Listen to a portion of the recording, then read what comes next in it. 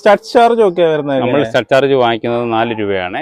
കുട്ടികൾക്ക് 4,500 നമ്മൾ അതിന്റെ ചാർജായിട്ട് വാങ്ങിക്കുന്നത് 4 രൂപയാണ്. പിന്നെ നമുക്ക് അതുപോലെ പരിചയമുള്ളവരാണെങ്കിൽ 1,500 കുട്ടി. അപ്പൊ ഇവന്റെ സ്റ്റഡ് സർവീസിന് ആവശ്യക്കാരൊക്കെ ഉണ്ടോ? ഇപ്പൊ ആവശ്യത്തിനുണ്ട്. കാരണം നമ്മുടെ മറ്റുള്ള മെയിലിന്റെ കുട്ടികളാണല്ലോ നമ്മുടെ കൂടുതലും കൊണ്ടുവയ്ക്കുന്നത്. അപ്പൊ നമുക്ക് ഈ മെയിലിനെ കൊണ്ടാണ് ഇപ്പം കൂടുതലും ബ്രീഡ് ചെയ്യിക്കുന്നത്. കാരണം അത്യാവശ്യം ഈ വലിപ്പമുള്ളത് മതി. പിന്നെ ഇവന്റെ ഈ അഗ്രഷനൊക്കെ കാണുമ്പോൾ എല്ലാവർക്കും ഇവനെ കൊണ്ടാണ് കൂടുതലും ചെയ്യുന്നത്. നമുക്ക് മറ്റു കളറൊക്കെ ഉണ്ടെങ്കിലും. ഇവന്റെ കുഞ്ഞ് കൂടുതൽ എങ്ങോട്ടാണ് നമുക്ക് സെയിൽ? ഇപ്പൊ ഏറ്റവും കൂടുതൽ കണ്ണൂർ, കാസർഗോഡ്, വയനാട്, കർണാടക ഈ 4 സ്ഥലത്തോട്ടാണ് ഇതിന് കൃഷി ഇടങ്ങൾ കൂടുതലുള്ളതും.